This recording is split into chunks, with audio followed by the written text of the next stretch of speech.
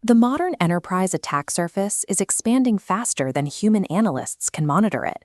Qualitative risk assessments, attempting to estimate security based on manual reviews, are struggling to keep pace with this rate of digital growth. This visibility gap is reflected in the current median attacker dwell time, 11 days. That is 11 days an adversary operates undetected inside a network, mapping sensitive data and escalating system privileges before the security team even identifies the threat. As the intrusion area expands, so does the organizational strain. Maintaining an enterprise security operations center to manage these threats costs an average of $5.3 million annually, while 76% of security analysts report professional burnout driven by chronic alert fatigue. These delays persist largely because 85% of standard security environments still rely on manual workflows to triage alerts and investigate suspicious activity. Closing this gap requires a shift towards standardized, time-bound metrics that can isolate exactly where these workflows are breaking down. This quantitative approach relies on two engineering pillars working in tandem: the proactive structural integrity of continuous software testing and the reactive operational speed of incident response teams. To manage risk effectively, these two technical tracks must be unified under a centralized architecture. The NIST Cybersecurity Framework 2.0 provides this structure, categorizing enterprise security outcomes into 6 core functions: govern, identify, protect, detect, respond, and recover. Without tying technical performance data directly to these governance functions, security investments cannot be measured against their ability to reduce financial exposure or operational friction. On the reactive track, evaluating security operations requires precise timekeeping across the entire lifecycle of a compromised asset. This timeline maps the standard chronological sequence of an active cyber attack. The clock starts the moment an attacker gains initial access and runs through alert generation, triage, isolation, and eventual eradication. Mean time to detect, or MTTD, measures the window between that initial breach and threat identification. Organizations with automated detection capabilities aim to keep this duration under 60 minutes. Mean time to acknowledge tracks triage latency, specifically how long it takes for an analyst to begin a formal investigation once an alert fires. The operational goal is to minimize this delay to under 15 minutes. Once the investigation begins, mean time to contain and mean time to respond track the speed of mitigation. These metrics measure how quickly a team can isolate a compromised host to halt lateral damage and then completely eradicate the threat. When these specific chronological windows expand, they create the opportunity for an 11-day dwell time to manifest. Collectively, these response metrics roll up into the engineering definition of mean time to repair, which dictates the overall speed of incident management. As shown in this block diagram, mean time to repair is composed of 4 sequential phases. It begins with detection, which relies on sensor coverage, followed by diagnosis, where analysts analyze logs and threat intelligence to isolate the root cause. The sequence concludes with repair, the active execution of a fix such as a patch or process termination, and verification, which confirms the system is fully functional and operating securely. Optimizing these bottlenecks requires security orchestration, automation, and response, or SOAR, to handle alert ingestion and containment actions that currently rely on manual intervention. Operational speed is only half of the equation. Minimizing risk requires proactive structural integrity, which means continuously verifying software code before it reaches a production server. This is a complex task because no single testing methodology can identify every class of vulnerability hidden within a modern application stack. Static Application Security Testing, or SAST, is a white box approach that analyzes uncompiled source code at rest. It is designed to map logic flaws and insecure coding patterns early in the development lifecycle.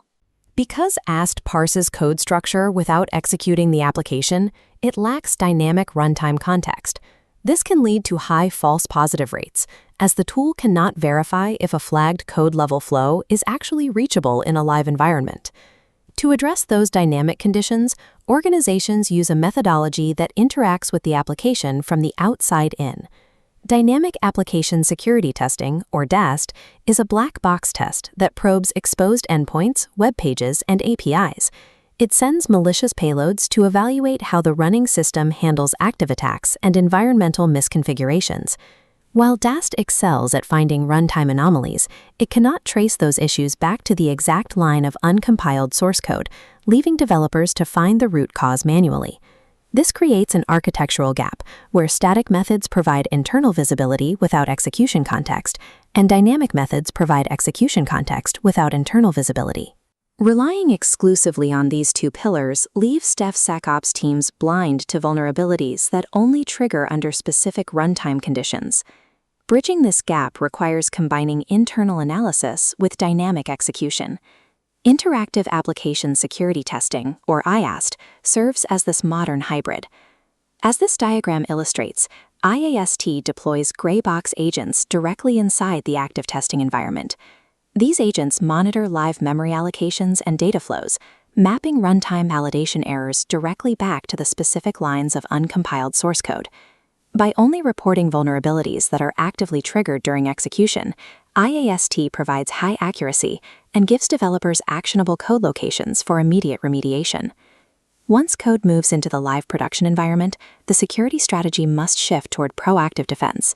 Runtime Application Self-Protection, or RASP, is an embedded layer designed for this environment. RASP monitors application execution in real time, detecting and blocking zero-day exploit payloads. This buys development teams critical time to implement permanent hotfixes for vulnerable code. Software composition analysis, or SCA, must also run in parallel to identify vulnerabilities and licensing risks hidden in third-party libraries and open-source dependencies.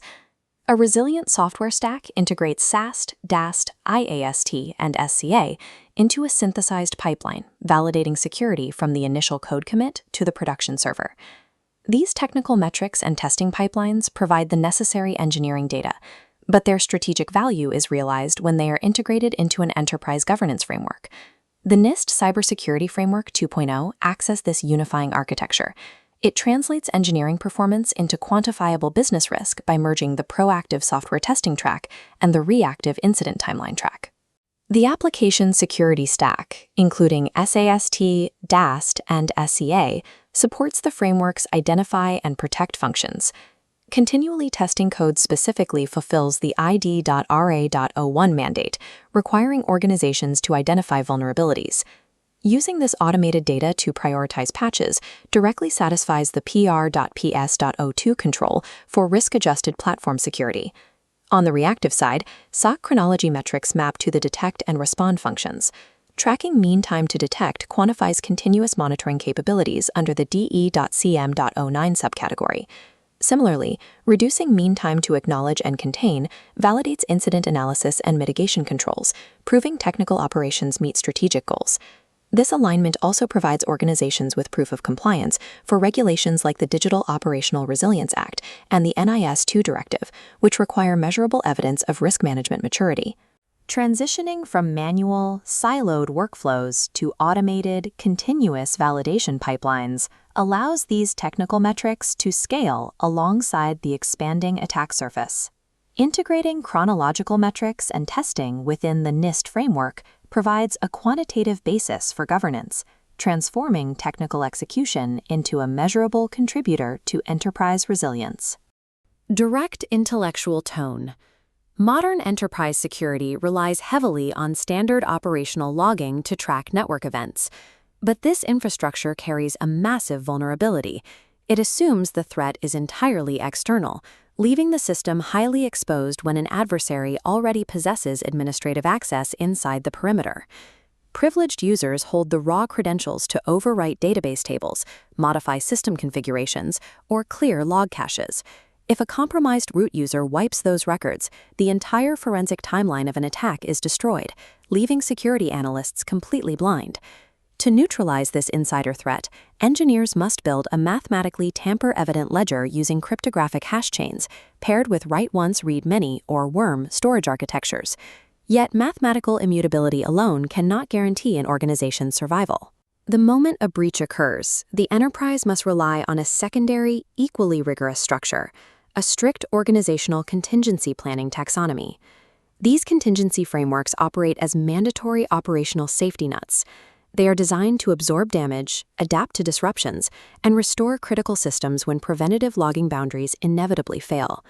True enterprise security requires the synergy of these two forces. It demands an unalterable forensic truth to understand exactly what happened, and an unshakable operational recovery structure to ensure the business actually survives the event. An enterprise security posture begins at the perimeter, requiring the systematic aggregation of telemetry across all distributed endpoints, cloud services, and firewalls into a centralized hub. This architectural diagram compares the two primary ingestion strategies, an agent-based local host deployment on the left and an agentless network node utilizing native syslog protocols on the right. Agent-based ingestion involves installing specialized software directly on the host system. This allows for highly granular event filtering before data leaves the machine and provides a crucial local buffer to safely queue data if the network connection drops. Conversely, agent-less collection relies on native protocols like syslog or API polling. This creates zero endpoint footprint and minimizes local performance overhead, but it sacrifices local buffering and forces the central SIEM collectors to handle all the parsing workload. Regardless of the ingestion method, the raw, heterogeneous log formats generated by these diverse sources are practically useless for rapid correlation and threat detection. To optimize ingest performance, these raw records must undergo normalization. This process transforms chaotic event representations into strict, standard key-value pairs, formatted as JSON or uniform syslog, allowing database engines to query the information instantly. Security-grade ingestion also dictates strict transit requirements. Organizations must use transport layer security protocols at version 1.2 or higher and implement centralized network time protocol, or NTP, to establish a chronologically accurate timeline across all servers. Establishing this highly structured, time-synchronized normalization pipeline is the mandatory baseline. Without structured data, cryptographic integrity cannot be mathematically proven. Once the normalization pipeline is active, engineers transition the data into a mathematically tamper-evident ledger. This diagram shows strict standardization prerequisites for hashing a complex JSON log payload. The engine dynamically sorts its keys alphabetically, normalizes the timestamp to UTC format, and converts text strings into raw UTF-8 bytes before generating a final 64-character SHA-256 hash. This standardized output creates a cryptographic hash chain. Notice how the SHA-256 hash of the first log flows directly into the data payload of the second log before the second log's hash is ever calculated. Every new log entry merges its own raw text with the cryptographic hash of the immediate prior record. This mathematically binds each event to the historical chain that preceded it. If an administrator attempts to alter a single character in a historical log, the original hash recalculates. The connection breaks instantly, invalidating the hashes of all subsequent records and exposing the tampering. To prove these logs existed at an exact moment without relying on easily manipulated local system clocks, the engine uses trusted digital timestamping via the RFC 3161 standard, where an independent timestamping authority signs the packet using synchronized atomic signals. Cryptographic hash chaining ensures that any unauthorized modification to the historical record, even by a root administrator, is mathematically impossible to conceal. While hash chains provide strict tamper evidence, they do not prevent deletion. Organizations require independent storage architectures to enforce physical or logical tamper resistance. This is achieved using write once, read many, or worm storage. These environments operate completely outside of standard identity and access management permissions. This matrix chart compares immutability mechanisms in the cloud. It contrasts the governance mode of object-level policies, which allows certain accounts to bypass retention limits, against the absolute restrictions of a compliance mode environment. Compliance mode enforces strict data retention by blocking deletion attempts from all users, explicitly including the root account. This meets federal financial regulations by ensuring the archives cannot be modified before their expiration dates. Alternatively, physical worm media, like write-once LTO magnetic tape, provides an absolute physical air gap immune to all remote attacks. However, it introduces significant physical handling hazards and environmental storage dependencies. Combining the mathematical certainty of hash chaining with the strict enforcement of compliance mode worm storage creates an immutable forensic baseline that even the system architects cannot destroy. With an immutable forensic ledger guaranteed, security analysts can confidently rely on the specific telemetry signatures captured by the system. During a severe incident, analysts might observe a massive, high-speed influx of anomalous network traffic breaching the perimeter. Data exfiltration vectors exhibit distinct telemetry signatures, unauthorized outbound connections originating from internal IP addresses, transmitting payloads exceeding 500 kilobytes, and utilizing PSH and ACK TCP flags. When the CM identifies these exact signatures and confirms a catastrophic breach, such as an active ransomware as a service attack, the enterprise's preventative boundaries have definitively failed. Detecting a catastrophic compromise immediately shifts organizational priority away from network prevention. The enterprise must pivot directly into the activation of its resilient contingency frameworks. Enterprise resiliency is a highly structured taxonomy of distinct interconnected plans rather than a simple technical checklist. This hierarchical flowchart maps the contingency planning taxonomy. Notice the distinct division of focus. The occupant emergency plan carries absolute priority for human life safety, operating under the overarching operational and policy focus of the top-level business continuity plan. The cyber incident response plan executes the tactical mitigation, isolating the active network attack and hunting malware. Simultaneously, the disaster recovery plan manages the restoration of IT infrastructure, re-establishing virtual systems and provisioning alternative hardware. The exact architectural scope, funding, and operational limitations of the disaster recovery plan are dictated by a strict governing document, the Business Impact Analysis. This comparison table maps two critical metrics: the recovery time objective, tolerable downtime, and the recovery point objective, allowable data loss age. A low resilience tier maps an RTO of 24 to 48 hours, relying on manual restoration of systems using off-site, cold tape backups.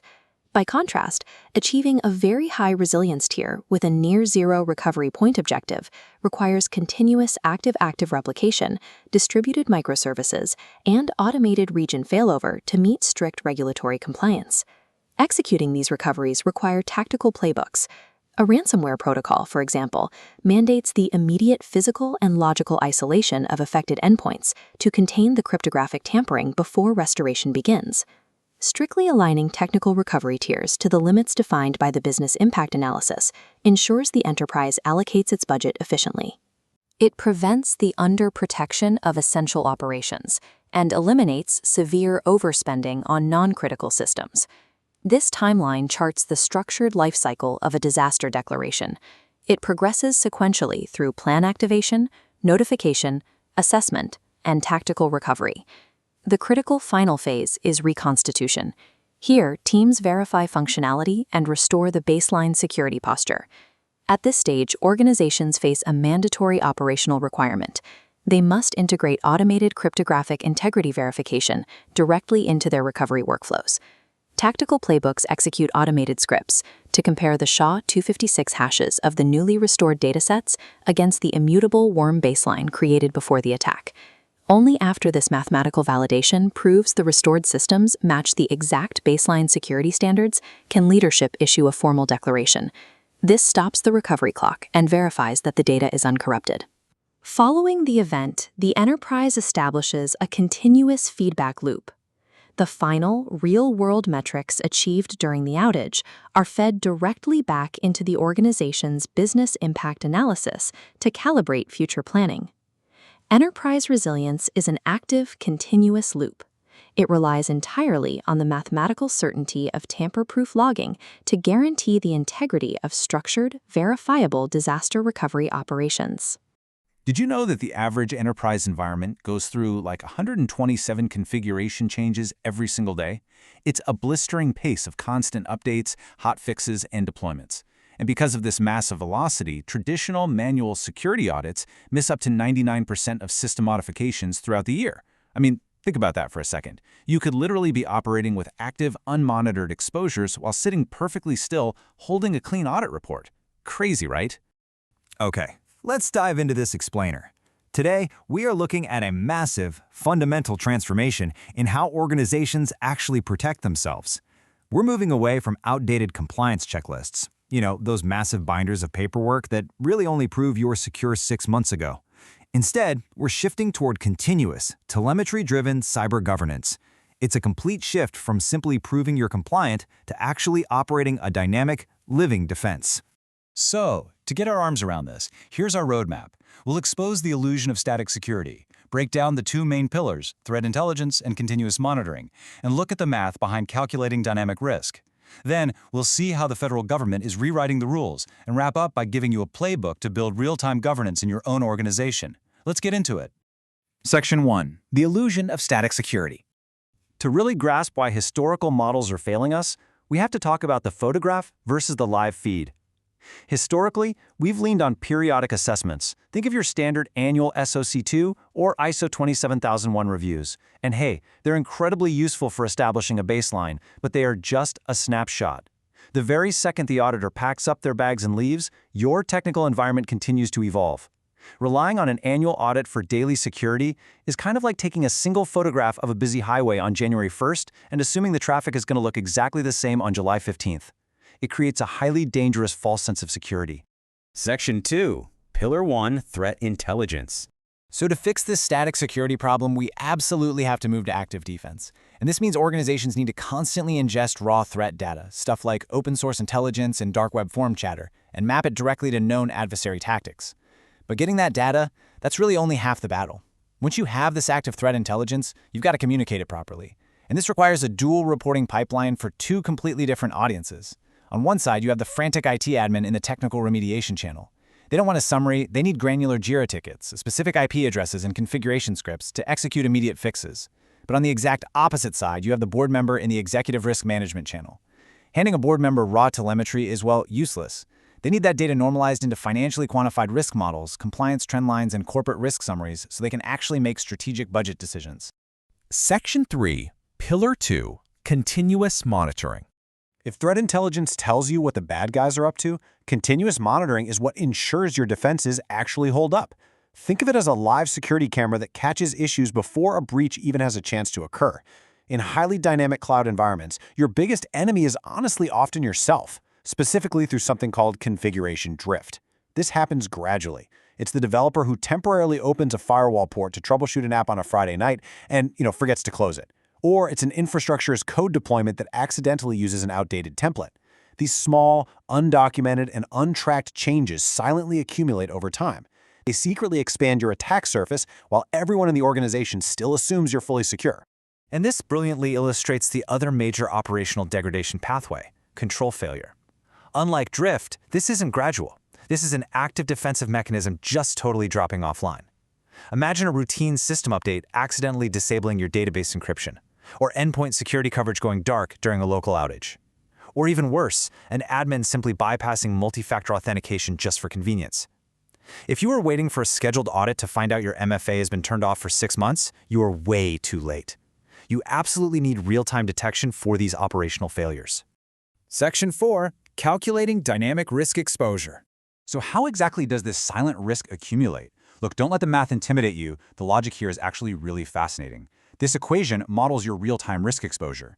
The real-time security risk of an asset, which we call R sub T, is a function of a few active variables. T represents the dynamic threat likelihood coming in from your threat intelligence feeds, and that's multiplied by I, which is the business impact if that specific asset gets compromised. But here is the critical part. This whole thing is measured against your baseline control effectiveness minus the configuration drift and the control failures that occurred over time. Under a traditional model, that drift accumulates completely unchecked, and failures persist for months, so your actual risk, R sub T, spikes silently. You might have a nice compliance certificate hanging on the wall, but your mathematical risk exposure is actually through the roof. Now, what's really interesting about this is how our tools have had to evolve to solve this mathematical problem. It's been quite a journey. At first, we had legacy GRC platforms. These were heavily manual, completely reliant on static spreadsheets, screenshots, and retrospective calendar-driven audits. Basically, a giant headache.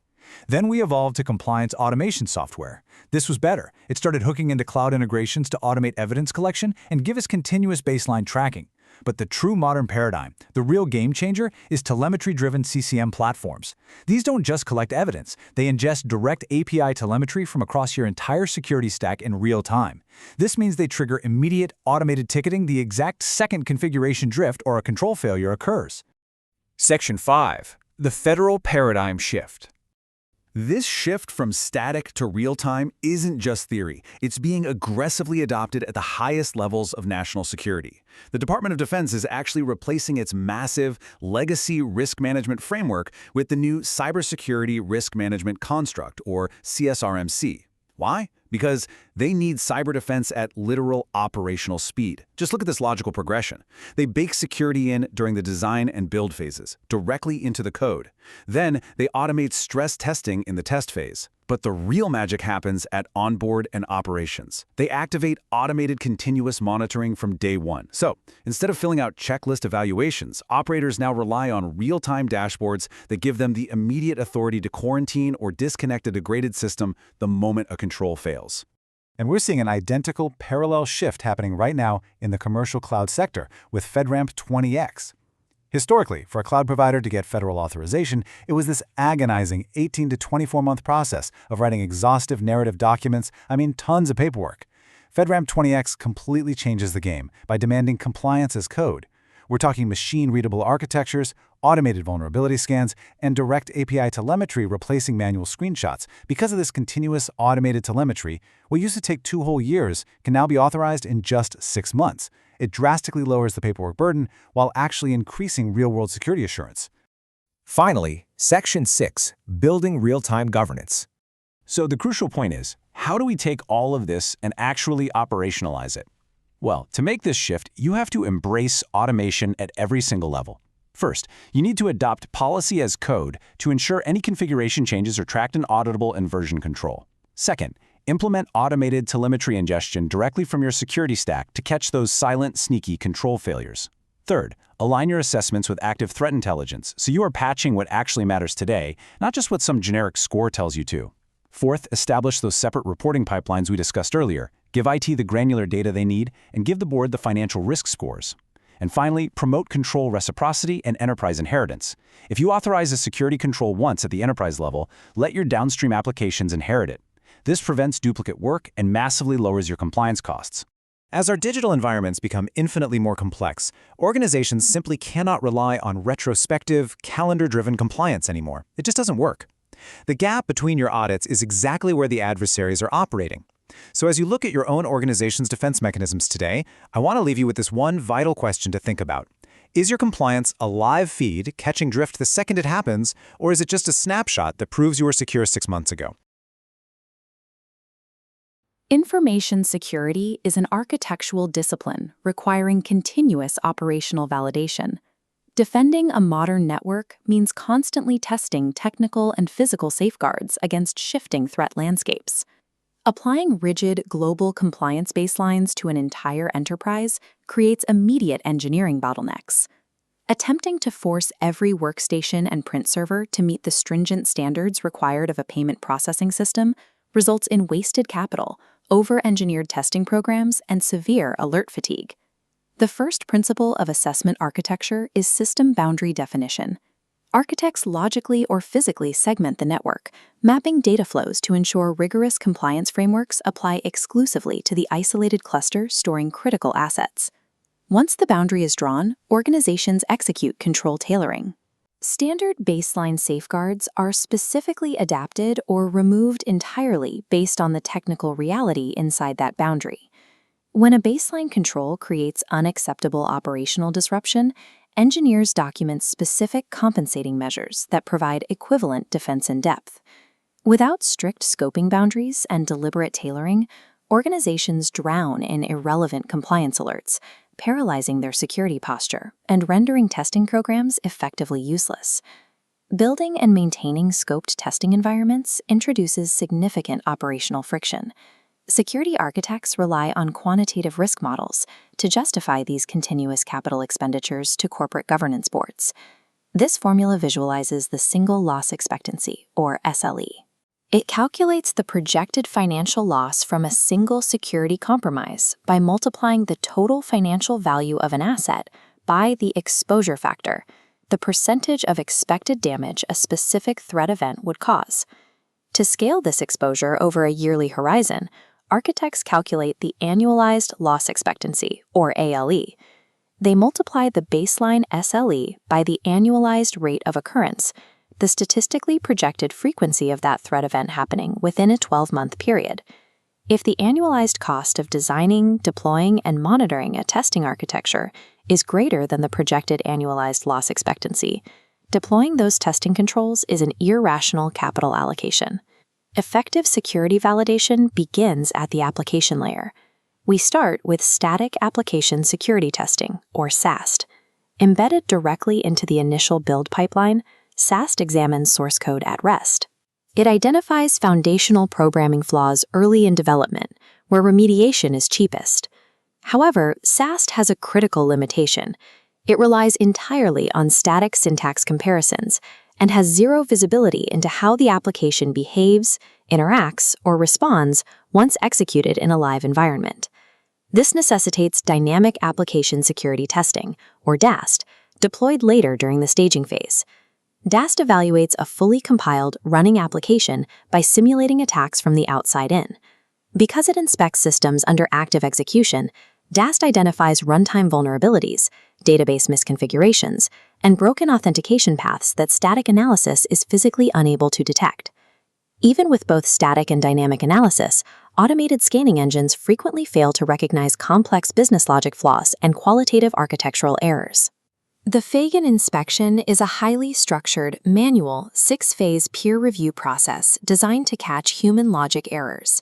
During inspection, the review team catalogs logic errors, sending flawed code back to the author for rework to ensure tight quality control before final approval. Shifting code validation to the extreme left of the deployment cycle prevents catastrophic, highly expensive failures from reaching live production servers. Once the application clears staging, the architectural focus moves to evaluating the underlying live operational network layer. Network validation begins with active scanning. Automated engines query live targets by firing structured packets into open ports. However, this aggressive probing consumes substantial bandwidth and can easily crash fragile legacy systems or trigger intrusion detection alarms across the environment. To protect system availability, architects deploy passive scanning. A network tap silently captures and inspects real-time payloads with zero performance impact. The limitation is visibility. Passive scanning remains entirely blind to idle systems that aren't actively broadcasting data. When active scanning is required, engineers must choose their credential level. Non-credentialed scans probe from the outside without privilege. Because they act like blind external attackers, they rely on guessing system patch states, generating massive network noise and high false positive alert rates. Credentialed scanning solves this by logging directly into the target system using administrative accounts. By stepping inside the environment, it provides total internal visibility to perfectly audit file systems, eliminating the guesswork of external probing while consuming minimal bandwidth. Achieving maximum network visibility without degrading operational stability requires pairing continuous passive observation for fragile components with scheduled credentialed internal scans for standard infrastructure. Simply cataloging missing patches through scanners is insufficient. Organizations must actively simulate exploitation to validate whether their defensive perimeters actually hold under pressure. Penetration testing moves beyond cataloging potential risks to actively exploiting them. Human testers emulate actual adversary behaviors, mapping complex, multi-stage attack paths and chaining minor configuration flaws together to achieve unauthorized access. Organizations widely favor gray box testing. Testers are provided with low-level credentials, spawning directly inside the network. Skipping time-consuming external reconnaissance, they immediately simulate an insider threat, moving laterally through internal servers to map paths towards central vaults. On the defender side, tracing these complex lateral movements during a test or a real attack demands a resilient, centralized audit log architecture, capable of ingesting event data from every endpoint. Centralized logs require absolute time synchronization across all endpoints. Devices must align internal clocks using the network time protocol against authoritative sources. Without this, event correlation logic fails entirely, scrambling timelines and invalidating forensic log evidence for legal proceedings. Organizations typically split this synchronized telemetry. High-volume, routine data is sent to standard log management platforms for cheap, long-term archiving. Meanwhile, highly filtered, priority security alerts are exported to SIEM platforms to execute complex, real-time threat correlation. Proving that a perimeter is resilient requires actively attacking it, but extracting actionable lessons from that attack requires perfectly synchronized, heavily filtered telemetry. Ultimately, the strategic output of this entire assessment architecture is providing verified assurance to external stakeholders by passing independent compliance vetting. This table compares the two primary vetting standards. The left column details ISO 27001, a global standard resulting in a pass or fail certificate. Completed by an accredited certification body, it verifies that an organization maintains an active information security management system over a 3-year cycle. The right column outlines the SOC 2 framework. Rather than a pass-fail certificate, a SOC 2 Type 2 audit requires licensed CPA firms to attest to the operating effectiveness of technical controls across a continuous window of 3 to 12 months. Historically, passing these audits required highly manual, spreadsheet-driven evidence gathering. Engineering teams spent hundreds of hours manually exporting logs, taking screenshots, and tracking down control owners to prove compliance. These independent frameworks serve as the only formal mechanism to prove to external stakeholders, partners, and regulators that the underlying security architecture is actually functional. To resolve the massive engineering bottleneck of manual evidence gathering, organizations deploy continuous compliance automation platforms. These platforms utilize API integrations to extract identity configurations, vulnerability scans, and CM logs, feeding a central dashboard. It monitors the application layer, merging SAST and DAST into pipelines, while tracking network telemetry, passive sniffing for operational tech, credentialed scans, and unified NTP synced logging. A mature security posture cannot be achieved through periodic compliance checklists. It is built by constructing a continuous, automated engineering lifecycle, one that balances